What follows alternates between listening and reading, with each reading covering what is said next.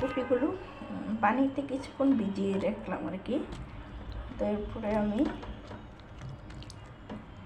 এই যে যাতে পানিতে কেন ভিজিয়ে রাখছি, যাতে কপি ফুলের ভিতরে যদি কোনো পোকা টোকা থেকে থাকে তাহলে যাতে পোকাগুলো অ্যাকচুয়ালি বেরিয়ে যায়।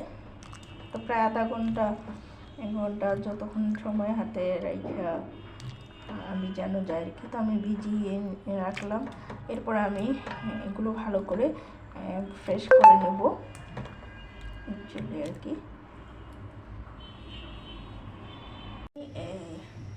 তো পানি বসিয়ে দিলাম, এরপর একটু লবণ দিয়ে আর হলুদ দিয়ে পানিটা বলক আনিয়ে নেব।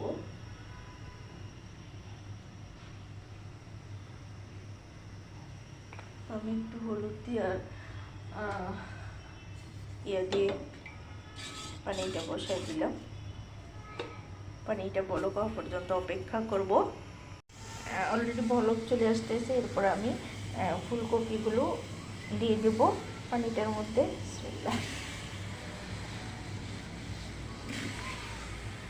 বেশিক্ষণ না, জাস্ট 2 মিনিট আমি ভাপিয়ে নেব। 2 মিনিট পরে আমি নামিয়ে নেব।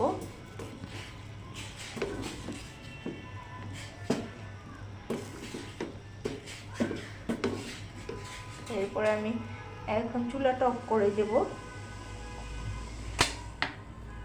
এরপরে এদিকে আমি রেডি করে নেব। সরি, অ্যাকচুয়ালি আমি যে মশলাগুলো দিছি দেওয়াতে আমার একটু মানে হয়ে গেছে। তা আমি এখানে হলুদের ফাঁকি, অ্যাকচুয়ালি মরিচের ফাঁকি, ধনিয়া ফাঁকি, আদা রসুনের পেস্ট, ওগুলো সব কিছুই আমি দিয়ে নিয়েছি। দিয়ে এখন আমি এটাকে ভালো করে ব্যাটারটা বানিয়ে নেব। অ্যাকচুয়ালি আমি কিন্তু এটা আপনার বেসন দিয়েও করে থাকি, তারপরে ময়দা দিয়েও করি। তো অ্যাকচুয়ালি আজকে আমি আপনাদেরকে ময়দা দিয়েই দেখাবো। তো মাঝে মাঝে বেসন দিয়েও আমি এই ফুলকপির পাপড়া করি, আবার ময়দা দিয়েও এভাবে ঠিক বেসনের মতোই পাপড়াগুলো করি। তো আমি সব কিছু মশলা কিন্তু দিয়ে নিয়েছি, আদা রসুনের পেস্ট, যা যা হলুদ, জিরা, ধনিয়া, এগুলো সব কিছু দিয়ে আমি এখন খুব সুন্দর করে ব্যাটারটা বানিয়ে নেব। তো আমার ব্যাটারটা বানানো হয়ে গেছে। এই যে দেখুন, এরকম করে আমি বানিয়ে নিলাম। এরপরে আমি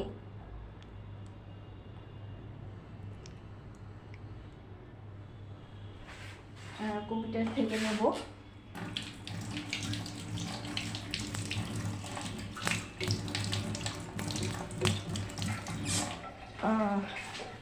প্রথমে আমি চালনির মধ্যে ছুরি ছেঁকে নেব।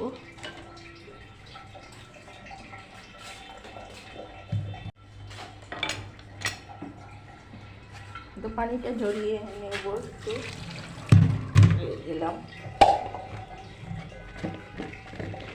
পানিটা একটু ঝরতে থাকুক। কত সুন্দর দেখা যাচ্ছে ফুলকপিটা। পাপড়া কিন্তু এভাবে খেতে খুবই স্বাদ লাগে। সো আমি কড়াইটা বসিয়ে দিলাম।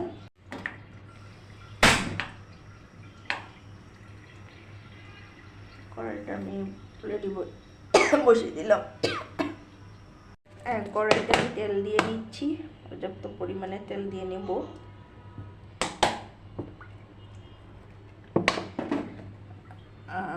তেল দিয়ে নিলাম।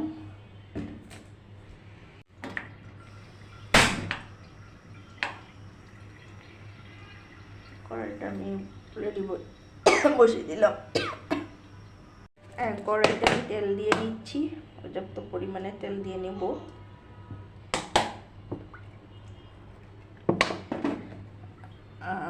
তেল দিয়ে নিলাম।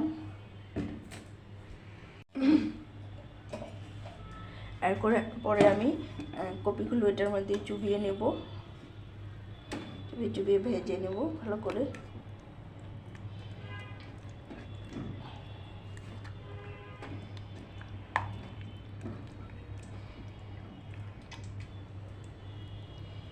এইভাবে কিন্তু আমি সবগুলো কপি করে নেব।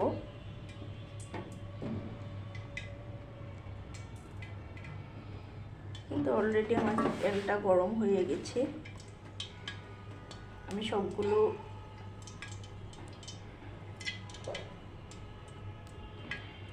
এইভাবে চুবিয়ে চুবিয়ে দিয়ে দিব। বিসমিল্লাহ।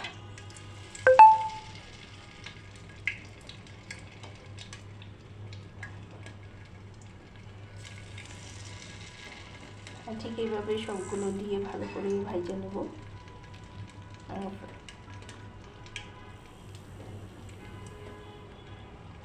সবগুলো কিন্তু আমি দিয়ে দিয়েছি, দিয়ে এরপর আমি খুব সুন্দর করে সবগুলোই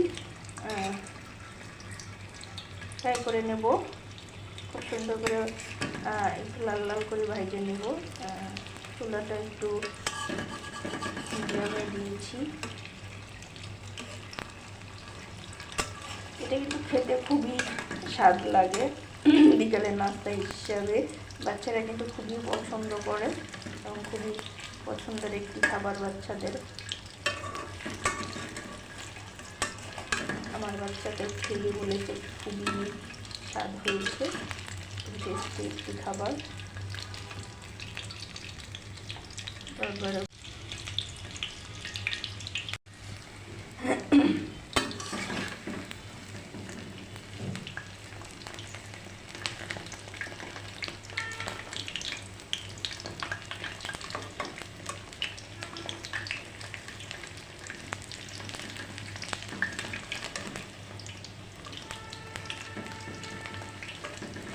বাটা হইতে থাক, লাল লাল করে ভাজি করব।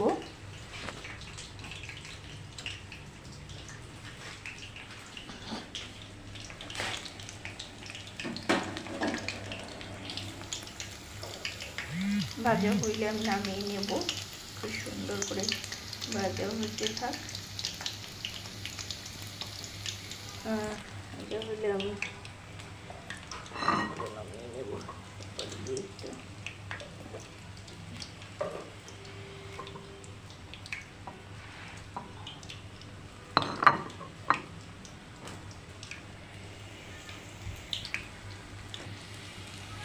আসসালামু আলাইকুম, সকলে কেমন আছেন? আশা করি আল্লাহ রহমতে ভালো আছেন।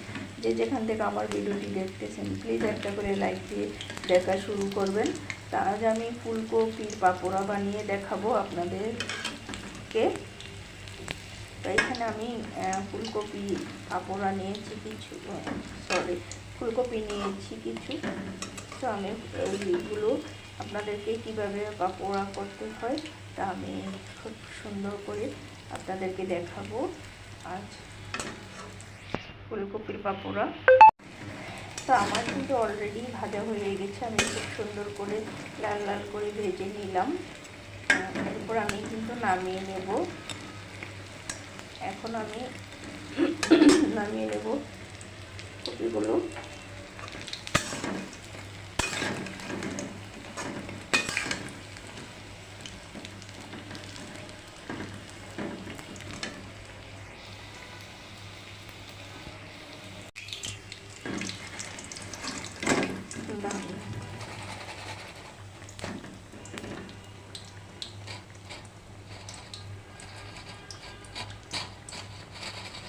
এইভাবে আমি কিন্তু নামিয়ে নেব।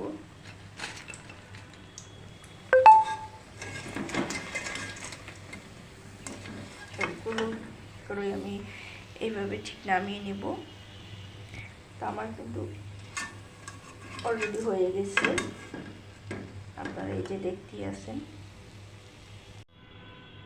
বিকেলের নাস্তা হিসাবে খুবই মজাদার এই ফুলকপির পাপোড়া কিন্তু খুবই টেস্টি এবং খুবই সুস্বাদু একটি খাবার। সো আমার কিন্তু অলরেডি বানানো হয়ে গেছে। এই যে দেখুন কত সুন্দর হয়েছে, খেতে কিন্তু দারুণ স্বাদ। খুবই একটি বিকেলের নাস্তা হিসাবে খেতে খুবই স্বাদ লাগে। এটি কিন্তু অসাধারণ একটি বিকেলের নাস্তা। বাচ্চারা কিন্তু অনেক পছন্দ করে এই খাবারটি। বিকেলের নাস্তা হিসাবে সস দিয়ে খুবই মজার এবং খাদ্য একটি খাবার। সস দিয়ে কিন্তু খেতে খুবই স্বাদ লাগে। তো আমার ভিডিওটি কেমন লাগছে সবার কাছে